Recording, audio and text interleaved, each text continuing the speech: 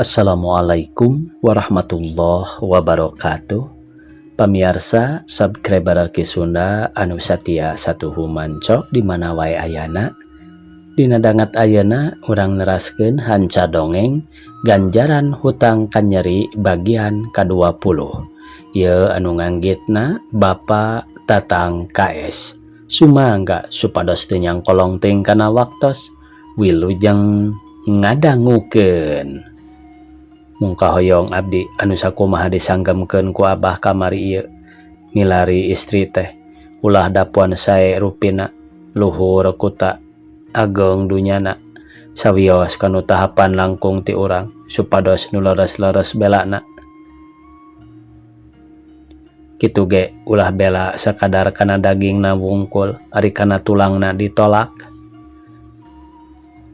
nya eta kahayang Abah kitu bas ngan kasaha atuh nya makna cik sugan aya irongan baris piminantueun keun bae anu kasebutna jalma taya kaboga ge asal nu nya bisa dipake piindungeun ku anak urang ceuk Bah Iding malik ngareret ka pamajikanana keur ngahulang siga nu mikir saha atuh abahna di kampung urang mah eueuh nu kairong ari lain eta mah nganya kitu pan kamari ge ka abahna geus dibejakeun kitu lalakonna saha teh Bah Iding nanya deui siga nu can kaharti nya ieu walon Bu Imon bari curugna nunjuk kana lawang kamar Eulis Marlina.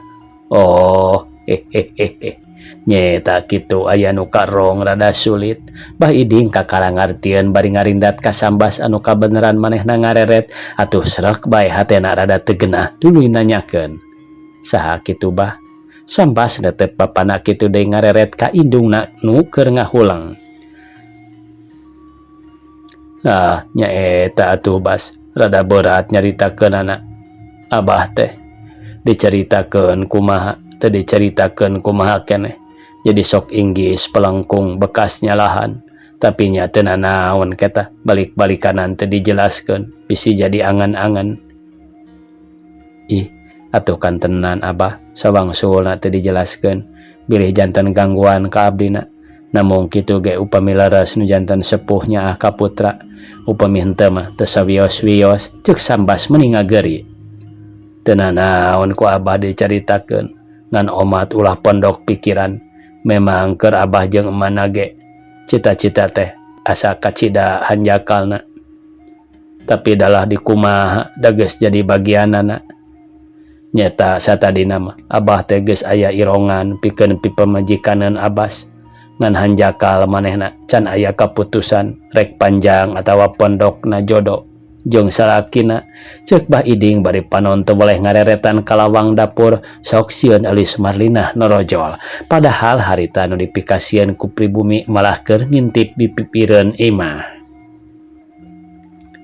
saha Abah sambas mencerong banget bapana siga nu kaget nya ieu anu di urang teh Eulis Marlina walon Pak Iding nyaritana ruga rogo har sanes tos dipirak pan ka abdi mah nyaurkeunana teh tos dipirak waktos anjeunna kakandungan 3 sasi sambas olohok dibarung ku hate ratu gitu puguh bener ka Abas jeung ka mana oge ari barang mimiti mah kitu nyaritana teh ngan lila-lila manehna wakca yen can diberesan meureun ti ditu mah saolah-olah ngaragangan tapi sakituna deui keun bae Bas ulah jadi pikir ulah rek pondok harapan sabab dunya ieu masih keneh lega aya beurang jeung peuting atuh soal nu kitu teh lain manehna bae tangtu dinu sajana oge aya ngan pasti lamun ngahaja-haja mah rada susah neanganana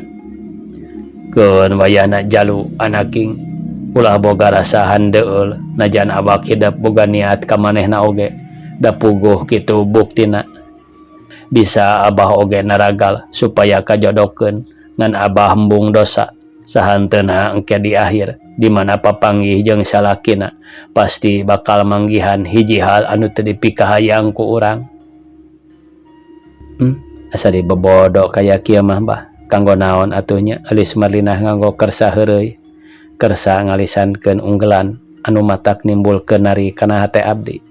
Matak naon wakca balaka we kahoyong teh. Cek Sambas nyambut ceritaan bapana bari panona cari nakdak, batin ngarasahan deul anu lain memeesan. Tapi najan Sambas ngageri ge teu kungsi diomongan deui sabab kaburu kapegat ku waktu asar. Anu harita keneh bae Iding ngaleos ka masjid kitu deui Sambas nuturkeun ti pandeuri. Harita waktu Sambas jeung bapana ka masjid kitu deui indungna keur salat asar di kamarna, eulis Marlina sanggeus nyician cai. Gura-giru asup ka kamarna Sambas geus kitu karawak nyoehkeun kertas salambar kalawan nyokot pulpena ngagoler dina meja. Kojengkang eulis Marlina ka kamarna geus kitu tret bae nulis. Anu maksudna nyieun surat keur Sambas jeung keur indung bapana kitu ge dina nulis teh mani gancang nakara. Sok sieun kaburu daratang manten ti masjid. Teu sakumaha lila kusabab nulisna gancang harita surat geus beres serta derak-dek dibaca heula dina jero hatena anu unggelna teh kieu. Kahatur ing pangarsa Kang Sambas, rawuh emak sinarang abah, linggihing di bumi, kalayan sembah hormat.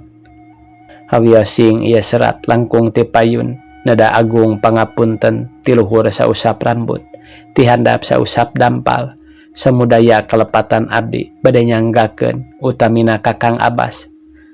Kang Abbas abdi rumaos ageng dosa terhadap salira Kang Abbas. Rumaos abdi ngabobodo, rumaos abdi ngajahetkeun kana mana. Gureh abdi nyanggemkeun parantos diberesan ku apana budak. Namung buktosna katuang rama ibu oge parantos disanggemkeun. Sanaos barina kitu mungguh batin abdi sarup paripaosna.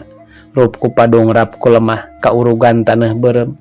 Hamoh hilap kana kasayan ti Kang Abbas sinarang ti sepuh. Malih ditampi lahir batin kalayan teu disimpen di handap-handap. Estu disuhun dina embun-embunan ditungku selebeting kalebu. Mung kumaha atuh sanes abdi nampik pangasih nolak kana kanyaah Kang Abbas. Ngemutkeun diri abdi masih dina lebat kungkungan pun lanceuk. Nyarupina upami abdi parantos yakin teu gaduh kaberat mah insyaallah bujang-bujang dipikahoyong ku Kang Abbas anu kengeng disebatkeun jalmi berbudi, jalmi berilmu. Sanaos saur kasarna dipikahoyong ku anjing buduk ti jarian ge moal dugi ka teu ditampi. Rupina mung sakieu bae mugi sakali deui nyanggakeun 1000 bendu laksa duduka samudaya neda dihapunten. Kalayan urang sami-sami doakeun mugi jaganing geto tiasa patepang ku Pangeran Gusti Nu Maha Suci. Sembah sungkem nu ngantunkeun Eulis Marlina. Sabada nyieun surat harita keneh regeyeng ngais budak sarta juturun ti imahna Ibu Imon. Lempang mani teu sirikna dagdegdog geus teu mikirkeun kana itu kana ieu. Malah pibajueun jeung samping menang mangmelikeun indungna Sambas ge cul bae teu dibawa. Estu make pakean ngan saraket awak. Kituna teh pikeun Eulis Marlina ngejat na ti imah Ibu Imon lain bae ngalakukeun jalan serong ngan ngingetkeun kahiji rumasa masih katalian keneh hukum jeung Rohendi, kaduana sok inggis aya kajadian nu teu dipiharap. Oge ngarasakeun keur kadirina bisa kumaheun teuing nyerina hate Nyimas Winarti lamun seuk Eulis Marlina daek dipihukum ku Sambas. Ku ayana kitu terpaksa keur dirina ngejat anu can puguh di mana dumukna sabab teu boga tuturkeuneun pisan. Harita sabada Eulis Marlina ngejat bari ninggalan surat keur Sambas, Ibu Imon kaluar ti kamar geus kitu sedot nyisiran deukeut jandela hareup. Katingali anakna rentang-rentang datang pairing-iring jeung Mbah Iding baralik ti masjid. Anu teu lila geus arunggah ka imah gek Mbah Iding diuk dina kursi. Ari Sambas mah harita teh tuluy kebat asup ka kamar. Barang srog hatena kaget ningali buku tulis nyampak di handap kalawan pulpena eueuh. Geus kitu gancang kaluar nanyakeun ka indungna. "Mak, dupi itu buku tulis nah nyampak di handap. Saha nu kakarataknya? Sareng pulpena teu aya deui." "Ih, duka teuing mak mah baroraah kakarata kana tas barina ge rek nyokot naon." "Henteu mak mah Bas." Ulun Ibu Imon hate reuas sarta pok nyarita deui. "Moal Eulis Marlina mah kitu." "Ah, moal ge wantuneun mak anjeunna kakarata kan atas sarengna deui bade milari naon da teu acan aya nanaonan iwal ti buku wungkul urusan kantor nya hayangnya howe tanyakeun heula bisi urut manehna beberes di kamar Abas nanyakeun mah perlu urang teh da eueuh deui nu sejen bah iding nyambungan bari ngarongkong dompet wadah bako sarta harita keneh Sambas ngojengkang ka kamar Eulis Marlina tapi kitu ge teh asup ngan saukur nonghol tina lawang sidik eueuh sasaha di kamarna mah estu meuni jempling jaba poek geuning teh ya di kamarna oge mah ceuk Sambas bari tuluy kebat ka dapur kitu keneh eueuh tidinya lewas kacai suwung di luar teu aya Sambas waktu harita manis sirili ka ditu sirili ka dieu kawas nu kikinciran neangan Eulis Marlina weleh eueuh be nakamana leosna jelema teh keur sare kitu di kamar tapi da sidik di tempat di lawang eueuh sasaha Sambas gegerendangan nyarita sorangan bari asup deui ka imah tuluy kebat ka kamar nyampak simbut ngalumbuk siga jalma keur sare ngaringkuk atuh pok Sambas nyarita nah ari euis kusok ngalieurkeun batur menitos belenyang ka ditu belenyang ka dieu Kang Abas milarian mun ieu kitu sanes merongkol bae kawas pesing kunaon euis teh teu raraos salira ulah dikulemkeun bae bilih nambihan puyeng gugahkeun angguran ke urang mesera APC henteu mendakan pulpen lis nu Kang Abas disimpen dina luhur meja yeuh lis kunaon ari eulis ditaros saleres-leres teh anggur ngabetem benduk ka Kang Abas lis temendakan pulpen nu Kang Abas ceuk Sambas nyarita sorangan dumeh titinggalianana Eulis Marlina ngagojod disimbut ongkohanan di kamar Eulis Marlina teh poek kusabab ditanya teh daek ngawalon kapaksa simbutna ku Sambas dibuka ana brai teh ngacunghok horeng anggal nu disimbutan mah tidinya ret ningali pibajueun jeung samping meunang meuli indungna namru dina luhur anggal ret deui ka juru lomari bari ngojengkang mukakeun janela barang brai katingali aya tilepan kertas ditumpangan ku pulpen dina palang dada geus kitu ceuk dicokot sarta kertas dibuka horeng surat meunang nyieun Eulis Marlina atuh derak-dak bae dibaca di dinya keneh satamatna maca surat hate Sambas kacida ngagebegna malah asa teu puguh rarasaan hate pating sereblak jajantung ratu glir tutunggulan leungeun sajeroning dipake nyakel surat teh ngalapar kawas nu lilinion geus kitu mah gancang kaluar ti kamar tuluy nyamperkeun ka indung bapana bari nyarita hari wos-wos ngabejakeun perkala Eulis Marlina ngejat kalawan ninggalan surat eueuh ka mana Abas Ibu Imon mani ngagebeg bari panon olohok mata simeuten. Mohon sun, teu aya saur kasana mah. Eulis Marlina teh mabur. Mung ieu we ngantunkeun serat khusus nama kanggo abdi balon Sambas bari ngiwir-ngiwir surat. Cik baca kadinya, kumaha cenah eusina Bas? Abah ngadengekeun. Ceuk bah iding bari manehna ge hatena mah asa gempeur teu puguh teu leleda paralak surat teh dibaca deui ku Sambas mani perlentena kalawan tarik anu teu lila surat dibacana tamat tuluy ditilepkeun geus kitu Sambas ngahuleung kawas nu bingung be pohara eta Eulis nah atuhnya ari teu daek mah ka anak urang tong make jeung ngejat sagala da urang ge moal rek kitu kieu ngan eta meureun manehna mah kitu sotenan ngaragangan kasarerea memang alus dipikir kadinya nama kahiji ngingetkeun masih keneh aya dina hak kawajiban salakina hartina masih keneh katalian ku hukum kaduana ngaraskeun ka Nyi Mas Winarti atuh katiluna mah ngaragangan keur kasarerea meureun Bas mana manehna kitu ge tapi nyadalah dikumaha da geus kitu kahayangna keun bae tong jadi pikiran kuriak matak gering ngaganggu kana pagawean ceuk indungna Sambas hatena sadar Tapi anu diomongan mah anggur ngahulang bari sira tungkul teu lemek teu nyarek. Kituna teh lain ngaregepkeun kana omongan ti indungna, anggur pikiran mah kamana mendi boga rasa kabungbulungan ku Eulis Marlina. Jabati kitu cek pikiran Sambas sok inggis kata langsara, sedangkan manehna teh nyaritana mah geus teu boga baraya pisan. Pakat ning ku antang-antang ngalamun kalawan tetep hatena tetep mantang ka Eulis Marlina, harita keneh Sambas ngajengkat turun kaburuan tuluy ngaluarkeun motorna. Rek ka mana, Bas? Ibu Imon ngorejat, hatena reuwas sok sieun anakna ngejat.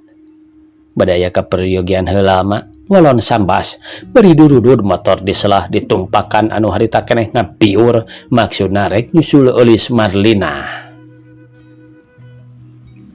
Sajeroning tumpak motor panon Sambas teu oleh larat-larat ketingali di hareup aya awewe keur lempang, biur motor digas sanggeus deukeut diliuk tapi lain.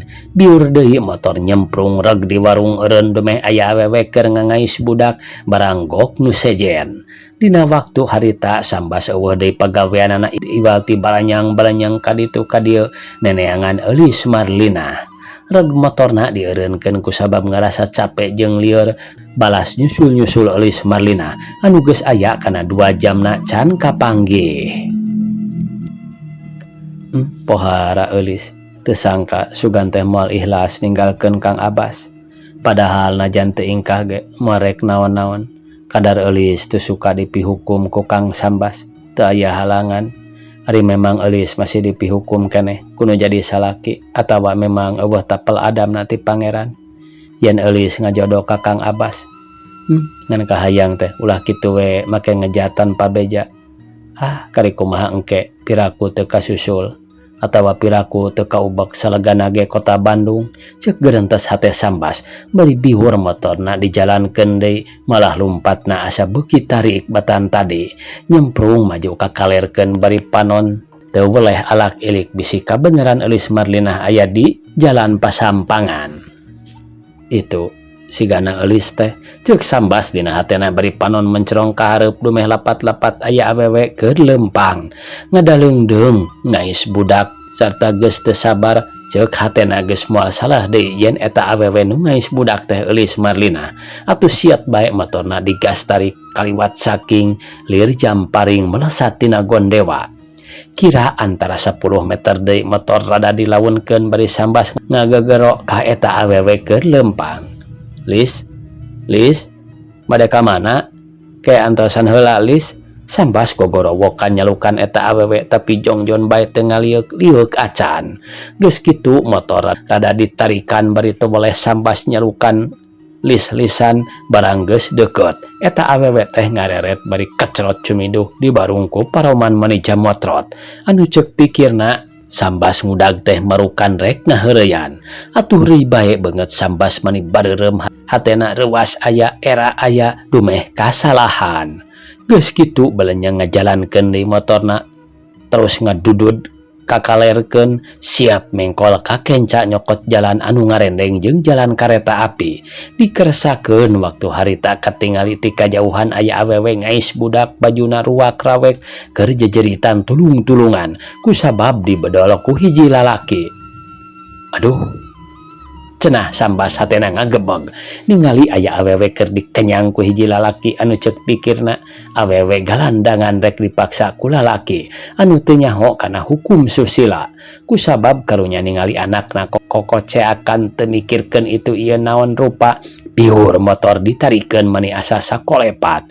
Geus deukeut ka eta awewe keur dibedol ku hiji lalaki barang direret Sambas ngalenyap tetela Eulis Marlina anu keur dibedol leungeunna teh teu loba nu dipikir deui. Sok motor ditunda di sisi jalan belenyeng gabrug Sambas ngarontoh ka eta jelema. Atuh deur bae galungan dina sisi jalan kareta api teu sirikna silih totogkeun kana rel. Kuik kuik kuik sore kareta api Jakarta Surabaya di belah kulon nyuruwuk maju kawetan mere isarah kadua jalma keur gelut papukat dina jalan kareta tayalian Sambas jeung Rohendi. Tapi nuker garelut nama geus teu mirosea kana kareta api malah asa beki rongkah silih tinggang silih bebetkeun sirah pating beletuk silih dagorkeun kana rel. Cenah sambas hari tadi tinggang ku Rohendi pelebah gadona kuat ngadayak dag ka tukang geus kitu sebrut diburu deui ceg ka mejana dicerep sarta pereup Rohendi diembat rek nimpa beungeut sambah ngan hadena rikat ngagiwarkeun beungeutna atuh pereup Rohendi nyamos teu keuna malah awakna rada nyolonton. Sambas rikat Malik bari ngahembatkeun pereupna meni ngahiuk bangbaraan mener pisan kana pipi Rohendi beulah ti kenca. Manehna nyolonton ceg pelebah pundukna dicekel rikat Rohendi Malik tapi kaburu pereup Sambas nu kenca keuna deui kana gado sarta Rohendi ngalenggak bari nyebutkeun aduh malah tuluy ngajurah roh di tengah-tengah rel. Bakat ningku nafsu Sambas ngarontok Rohendi dargalungan silih tinggang silih jumpalikeun awak pakaian dua anak rarajet geus teu puguh rupana. Kuik nya ieu mah sora kereta api painten pamiarsanya kitu we lah geus teu aya sora ieu na ge nya. Aduh teu aya sora kereta api langsungna oge. Kareta api terus-terusan nyadakeun hatongna malah geus rek deukeut pisan anu kabeneran harita Rohendi nyambut peso blati rek nyubles tonggong Sambas nuker ngudupung tapi rikat eulis Marlinah najan bari ridu ngais budak ge gancang nyokot batu sarta belewara dibaledogkeun meuni beneran pisan kena kana leungeun Rohendi atuh puk bae pesona murah gancang Sambas ngorejat ieu pereupna nimpah panon Rohendi nepi ka ngajungkel kana gawir. Sambas ngareret ningali kareta api nyuruwuk geus deukeut naker malah batin eulis Marlinah meuni ngalenyap pawur Sambas kasambet ngan hadena barang serog kareta api datang kaburu luncat terus muru deui Rohendi. Tina bakat ningsieun aya nu korban salah saurang eulis Marlinah tuluy mangprung lumpat jalan kukurubutan kanu bala sisi jalan kareta api bari ngangais budak.